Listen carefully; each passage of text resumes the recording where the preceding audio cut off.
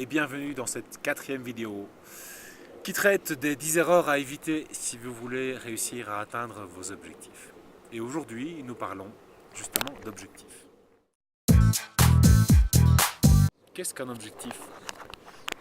Euh, J'aime cette citation, je ne sais plus de qui elle vient, mais qui dit qu'un bon objectif doit effrayer un petit peu et stimuler davantage.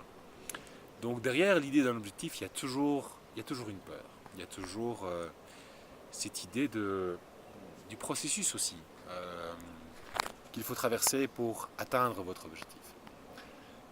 Malgré cela, quand j'entends quelqu'un qui me dit que son objectif est de perdre 10 kilos, eh bien, il est fait référence au processus. Et derrière cette idée de perdre 10 kilos, on imagine toute la sueur aussi qui va être nécessaire pour pouvoir atteindre cet objectif. Donc j'aime bien, moi, personnellement, l'idée que l'objectif est un arrêt sur image, une photo, en fait. Donc vous prenez un objectif, vous cadrez quelque chose et vous déclenchez. Eh bien c'est ça, par rapport à un domaine de votre vie que vous souhaitez améliorer. Dans un délai voilà, qui vous semble, qui est associé à l'atteinte de cet objectif. Alors je ne vais pas vous bassiner les oreilles avec les objectifs SMART, on a suffisamment écrit à ce sujet. Par contre, je voudrais ajouter des choses, parce que la définition, la formulation SMART d'un objectif, donc spécifique, mesurable, atteignable et défini dans le temps, c'est la base. Donc c'est important de garder cette base. Néanmoins, je voudrais donc ajouter à cela le fait qu'il est important que cet objectif soit sous votre contrôle. Je dois souvent aider mes clients à faire ce chemin de définir leur objectif en termes qui soient parfaitement sous leur contrôle.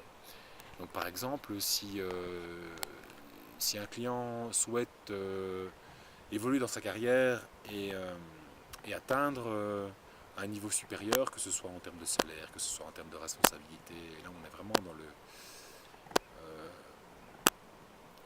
dans le scénario très classique, d'accord, mais juste pour vous aider à situer ce que je suis en train de vous expliquer. L'objectif ne sera pas d'atteindre ce niveau de carrière, mais sera par exemple, demander une promotion. Ou ce sera d'établir les jalons et d'atteindre les jalons qui ne dépendent que de vous pour finalement atteindre cette promotion. Parce que obtenir une promotion ne dépend pas que de vous. Autre chose qui est importante également à savoir quand on réfléchit à la définition de ces objectifs, c'est la distinction entre un objectif de moyen et un objectif de fin. Revenons sur cette idée de promotion. La promotion en tant que telle n'est pas vraiment un objectif de fin pour la plupart d'entre nous. Elle est un objectif de moyen qui va permettre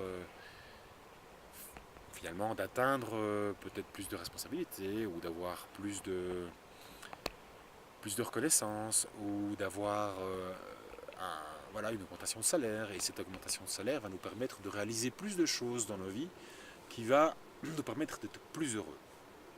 Et là on revient sur quelque chose qui peut être plus un objectif de fin que de moyen en l'occurrence. Donc veillez à faire cette distinction entre un objectif de moyen et un objectif de fin quand vous définissez votre objectif. Et il est important de trouver en tout cas l'objectif de fin. Il contient beaucoup plus d'énergie qu'un objectif de moyen, qui n'est jamais qu'un passage. Et il y a plusieurs passages finalement pour obtenir ce qu'on veut vraiment dans notre vie. Donc nous cherchons tous à aller vers un mieux-être ou à s'éloigner d'un mal-être. C'est important aussi de formuler. Alors on a un vol d'oiseaux au-dessus de nous, c'est magnifique. Donc j'en étais à la formulation de l'objectif. Veillez aussi à formuler votre objectif pour qu'il soit établi de manière positive. Plutôt que de penser problème et d'éviter votre problème, voilà, je voudrais éviter l'échec. Non, pensez à votre réussite et à ce que pour vous la réussite est concrètement. Parce que notre mental,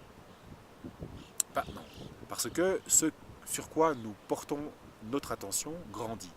Donc si vous portez votre attention sur éviter, l'idée d'éviter un problème, vous allez en fait engendrer davantage de problèmes. Voilà, en somme, c'est ce que je voulais vous dire. Donc, formulation positive de votre objectif. Pensez à formuler votre objectif qui soit un objectif de fin, non pas un objectif de moyen. Objectif qui soit sous votre contrôle. Et évidemment, n'oubliez pas la base, donc objectif spécifique, mesurable, atteignable et inscrit dans le temps. Voilà, à vos crayons maintenant. À bientôt, on se reverra dans la 5e vidéo. Merci pour votre écoute.